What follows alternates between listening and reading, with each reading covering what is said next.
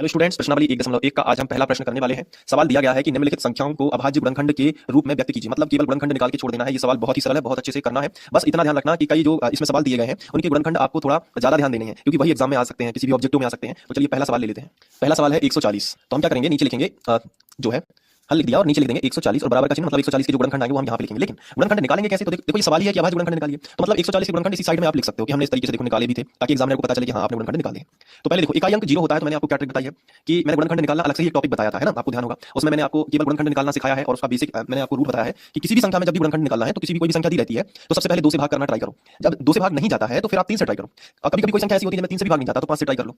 5 से नहीं गया तो फिर 7 से कर लो, 7 से नहीं गया तो फिर इसे कर लो, 11 से कर लो, 11 से नहीं गया तो 13 से कर लो। तो कुछ जो है संख्याएं हैं इनको आप डायरेक्ट याद कर लोगे, 2 3 5 7 11 13। तो एग्जाम में आप फंसोगे नहीं, क्योंकि ज्यादातर क्या होता है कि हम जिस सवाल पे कम फोकस रखते हैं वही परीक्षा में आ जाता है। इसलिए कोई भी सवाल है उसको बहुत ही प्यार से बहुत ही आराम से करना है, ठीक है। और सभी सवाल आईएमपी होते हैं, ऐसा कोई आईएमपी नहीं होता, पेपर में आ जाता है तो आईएमपी कहना नहीं लगता है। चलो 140 जो आपको दिया गया है, पहले किससे ट्राई करना है? 2 से। तो 2 7 14, 7 बार गया। 0 जो ऊपर रहता है ना, मैंने आपको बताया कि जो 0 रहता है उसमें कोई भाग नहीं देते, वो 0 सीधा उतार देते हैं, तो 0 आ गया।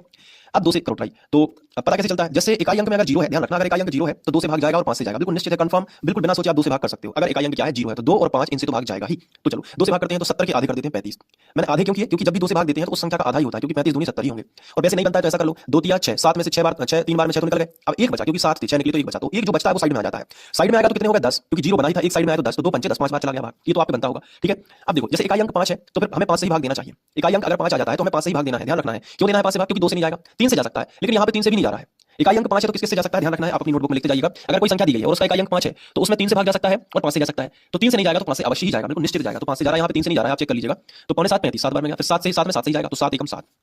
तो 140 के जो अभाज्य गुणनखंड होंगे वो होंगे 2 गुणित 2। तो सबसे पहले तो 2 के ऊपर 2 की घात, यानी 2 गुणित 2 है तो 2 के ऊपर 2 की घात भी हो सकता है। और 5 गुणित 7 सिंगल सिंगल है तो 5 और गुणित 7 हम इसको लिख देंगे और यही 140 के जो है आपके अभाज्य गुणनखंड आ जाएंगे। बोलो समझ में आया? ठीक है, समझ में आया तो अभी वीडियो को लाइक करिएगा, ठीक है। अब 156 है, 156 है तो कैसे करोगे? एक बार वीडियो को पॉज कर लो, खुद से भी कुछ प्रैक्टिस करना है, रखा है मिल रहा है तो ऐसा ना हो कि आप बाद में भूल जाओ। तो 156 का वीडियो को पॉज करो, ट्राई करो स्पीड में। अगर आप पूरे तरीके से ईमानदार हो तो वीडियो को पॉज करके ट्राई करो जरा। चलिए अब मैं मान के चल रहा हूं कि आपने निकाला है, ठीक है। तो 156 को थोड़ा सा करेंगे अपन, 156 यहाँ पे लिखा। अब चूंकि अभाज्य गुणनखंड निकालना है तो 156 साइड में लिख लिया। इसके बाद हम ट्राई करेंगे। देखो इकाई अंक अगर कोई सम संख्या है तो 2 से भाग जाएगा, मैंने गुणनखंड निकालना सिखाया है आपको, उसमें बताया था। अगर इकाई अंक कोई सम संख्या है, जैसे 2 4 6 8, सम संख्या समझते हो ना, जिसमें 2 का भाग पूरी बार जाता है। अगर इकाई अंक कोई सम संख्या है, ध्यान रखना, अगर इकाई अंक कोई सम संख्या है तो 2 से भाग जाएगा ही जाएगा, ध्यान रखना। अभी लग रहा होगा आपको कि बार बार रिपीट क्यों कर रहा है, लेकिन जब एग्जाम में बैठोगे तो मेरी ही बातें ध्यान आएगी, बहुत ध्यान से समझना।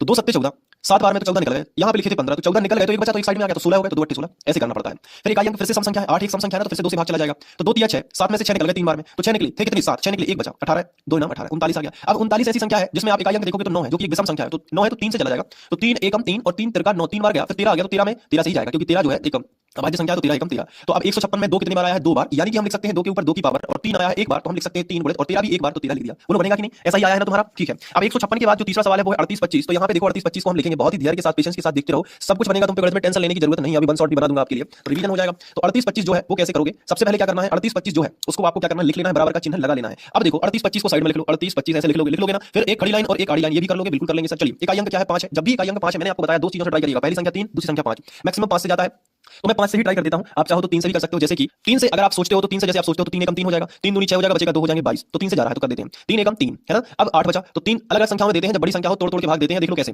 3 एकम 3, 3 तो निकल गया, अब आ गया 8, तो 8 में 3 की दुनिया ऐसी पढ़नी है कि 8 से ज्यादा ना हो, तो 3 दूनी 6, क्योंकि 3 पर 9 ज्यादा हो जाएगा 8 से, तो 3 दूनी 6, समझ पा रहे हो ना। तो 3 दूनी 6 आ गया। अब 8 में 6 निकल गए, कितने बचे? जल्दी बताओ कितने बचे? 2 बचे, कितने हो गए? 22, क्योंकि 2 है ऑलरेडी है, 2 22 हो गए। तो 3 की दुनिया ऐसी पढ़ोगे 22 से ज्यादा ना हो, तो 30 7 21, 7 बार गया 21 हो गया, एक बचा, क्योंकि 22 थे, 30 7 21, 7 बार में 21 निकल गया, तो एक बचा होगा 15, 3 5 15, क्लियर हुआ कि नहीं? तो अब देखो ये आ गया। अब 3 से फिर से ट्राई कर लेते हैं, 3 के 12, बिल्कुल 3 से फिर चला जा रहा है, 3 चौके 12, एक में गया तो 2 संख्या हमने इकट्ठी ले ली, 3 चौके 12, 4 बार में चला गया।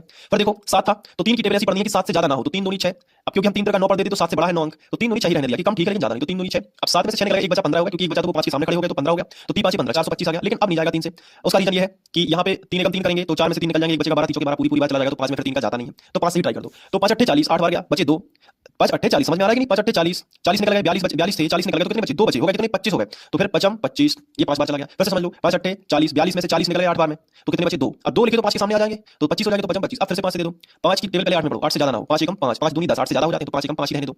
अब 8 में से 5 निकल गए तो कितने बचे? 3 हो गए 35, तो पौने 7 35, 7 बार में चला गया। 17 एक अभाज्य संख्या है तो 17 एकम 17 ही रहने दो। तो 38 25 को क्या लिख सकते हो कि 3 है 2 बार, तो 3 के ऊपर 2 की घात, 5 है 2 बार, तो 5 के ऊपर 2 की घात, फिर 17 है एक बार, तो 17। तो 38 25 के जो अभाज्य गुणनखंड बेटा वो आएंगे 3 के ऊपर 2 की घात, 5 के ऊपर 2 की घात, गुणित 17। बोलो समझ में आया कि नहीं? तो ये जो 3 सवाल है मैंने आपको करवाए, और तीनों सवालों में आपको बहुत, चौथा सवाल जो है उसको भी देख लो एक बार, 5005 है, इसको आपको वीडियो को पॉज करके करना है, अगर नहीं बनता है तो ही देखना है।